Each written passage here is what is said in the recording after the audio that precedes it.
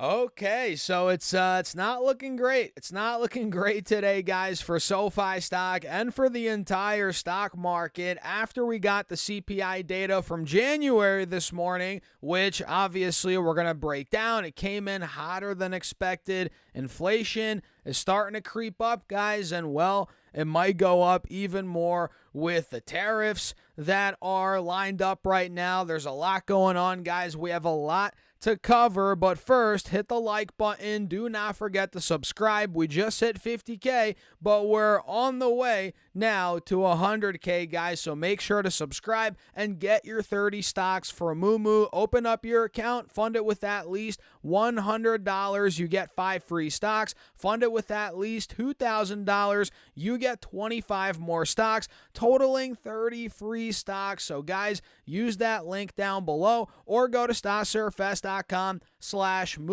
And now let's dive into it. So, again, SoFi's in the red. The entire market is down. We have SoFi down about 1% as well. Well, actually, QQQ just went red, but it's up, what, 0.01%, or it just went green, rather. Now it just went red. Okay, now we can say all the indexes are in the red. But yeah, Russell's down 0.75%. S&P's down 0.25%. Dow's down almost 0.5%. And earlier, it was even worse, guys. So let's take a look here. We can see SoFi still in a downtrend, and we actually broke under the lows from, I think, the 6th about a week ago. We held 1460.70. We broke through that level, guys. Got down to 1439 this morning. So we did take the lows out. The downtrend is continuing on this 5-day 5-minute chart. But on the 1-hour chart, and as you pull the layers back even more, you realize we have a wedge, right? We still have the wedge. Higher lows, lower highs, and the death cross here is still intact on the 4-hour chart. Keep that in mind. That signals potentially more downside. It's not guaranteed, obviously, but that's still intact. And we can see here we are still holding pretty steady at, let's see, about 1440, 1450. Even as of today, right, we took out the lows from a couple of days ago. We're still holding this level, 1430.40, which is good. So keep that in mind, guys. And if we start breaking through 14 into the 13s again, we take the 1350 low out from the middle of January. That wouldn't be ideal. But if we do that, it could start slipping more. $12, $11, which honestly, that's kind of what I'm waiting for to buy more. If it happens, which we're not getting the breakdown quite yet here, but who knows, man? It's still a possibility. It's still in the cards. So for me at this point, SoFi is a hold. I'm not buying more. I'm not selling. I'm just holding on and waiting to see how things play out. So let me bring up this page right here, guys, so we can talk about CPI a little bit, break down the inflation. And I popped this up and I saw this headline right here. It says Trump says interest rates should be lowered to go hand in hand with his tariffs. I mean, guys, that's a double whammy for inflation. I mean, if they lower interest rates, right, inflation's already going to go up from that. And tariffs are inflationary, which will cause inflation to go up as well. So we don't want to cut rates. Obviously, Trump wants to cut rates. We saw how adamant he was about it years ago with Powell during his first term. We all saw that. He was pretty much forcing this guy to cut rates, essentially, and he wants to do the same now. But I'm actually really happy the Fed is staying steady on it. They're not going to cut rates right now.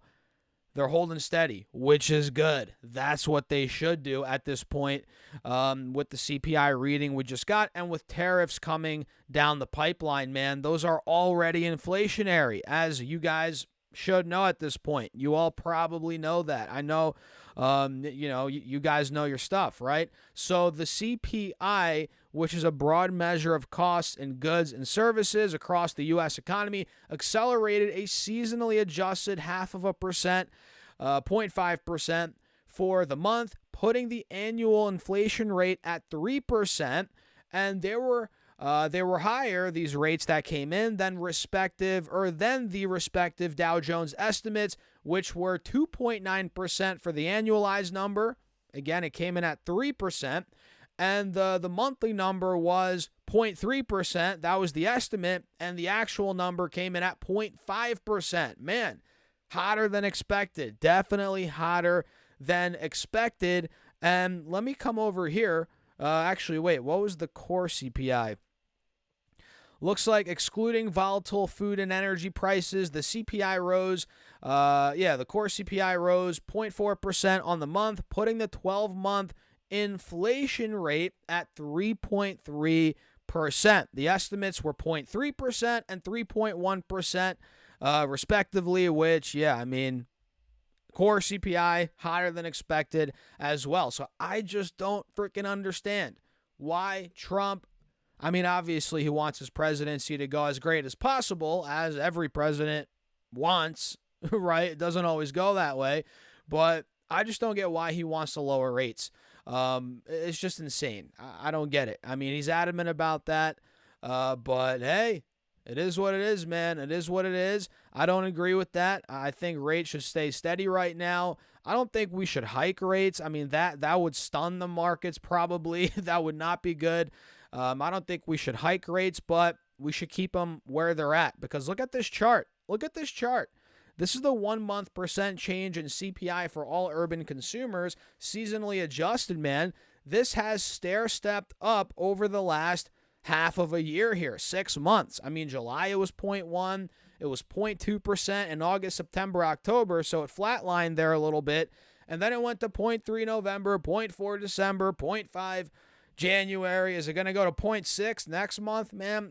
This has been creeping back up. Inflation has been creeping back up. And, you guys see this line graph here. This shows you in the blue all items, and in the red, core CPI. All items is definitely increasing there. Core CPI was flat a little bit. Now it's starting to increase slightly.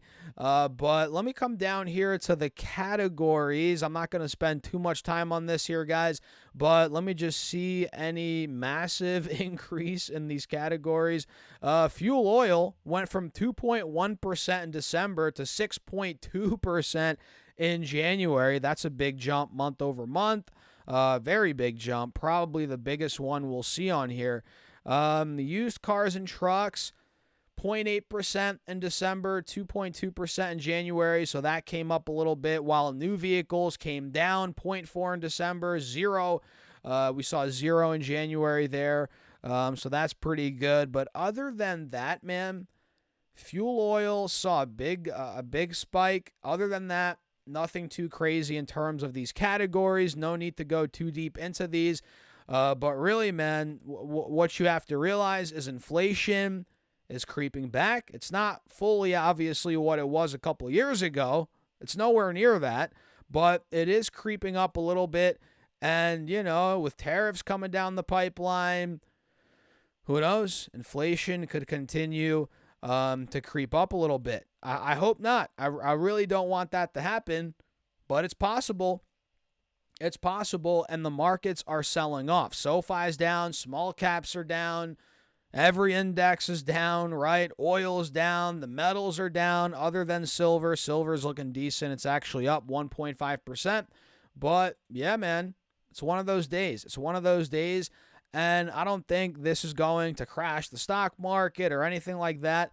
But it will cause some short-term turmoil, that's for sure. And that's exactly what you're seeing right now. So, guys, let me know your thoughts in the comments. Hit the like button. Do not forget to subscribe. We're now on the road to 100,000 subscribers. Make sure to subscribe, guys. I appreciate your support as always. And get your 30 stocks from Moomoo. Listen to this. Once you open up your account and you fund it with at least $100, you get 5 free stocks right off the bat. And listen to this. Fund your account with at least $2,000, you get 25 more stocks, and your uninvested cash now will earn up to 8.1% APY, which, guys, it's a no-brainer, man. So use that link right down below or go to StockSurfFest.com/Mumu. And with that being said, let me reach over here for the coffee. Cheers. I'll catch you guys in the next video.